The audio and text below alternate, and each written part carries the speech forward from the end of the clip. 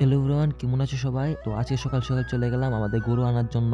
আমরা করলাম গরু কিনতে যাচ্ছি না, আমরা আমাদের গরু আনতে যাচ্ছি আর কি। আমাদের একটা বাছুর ছিল, তো এই বাছুরটা আমরা একজনকে দিয়েছিলাম পালার জন্য। তো এটাই আজকে আমরা আনতে যাচ্ছি আর কি। বলতেছিল যে আয়ো তোমাদের গরুটা নিয়ে যাও। তো আমরা আজকে যাচ্ছি আমাদের গাড়ি করে গরু আনার জন্য। তো কথা বলতে বলতে ওদের বাড়ির সামনে আসা বললাম, আসার পর দেখলাম যে এই গরুটা আমাদের রেডি করে রেখেছে। আর গরুটাও বুঝতেছে যে আজকে তার নিজের বাড়িতে চলে যাবে। একদিকে আনন্দ আর একদিকে অনেক কষ্ট। আর কষ্ট তো হবে, ও ছোট থেকে বড় হয়েছে এই বাড়িতে, এখন যাচ্ছে নতুন বাড়িতে। তো কথা বলতে বলতে বাড়িতে আসা পড়লাম। আর এই জায়গাতে আমি ভালো করে ভিডিও করতে পারিনি, কারণ সবাই একটু মন খারাপ। যখন গরুটা বিদায় দিয়ে দিচ্ছিল তখন সবাই একটু কান্দাকাটি করেছিল। তো আমরা বলেছিলাম যে গরুটা রেখে দাও একবারের জন্য, তারা বলছিল যে না রাখবেন। আর তারা অনেক পরিশ্রম করে গরুটা পালছে, বড় করছে ওরা। তারপরে বাড়িতে আনার পর গরুটা কিছু খাওয়া দিয়ে দিলাম, তো গরুটা খাচ্ছে আর কি। তারপরে এদিকে একটা কিছু করতে হবে, কারণ এখানে একটা বাঁশ খুঁটি কাটতে হবে গরুটা বাঁধার জন্য। তো হয়তো আমি ভাবছিলাম যে এখানে গরু বাঁধার জন্য একটা খুঁটি কাটতে হবে, কিন্তু না, এখানেও আমি একটা জিনিস করব, হয়তো ভিডিওতে তোমরা দেখবে। আর আমার ব্লগ ভিডিও গুলো আমি এত বেশি ভিউ জানা তো কেরা জানি না। তো এদিকে একটা ভালো করে গর্ত করার পর এখানে আমি একটা বাঁশ দিয়ে দিলাম, দেওয়ার পর এখানে ভালো করে শাবল দিয়ে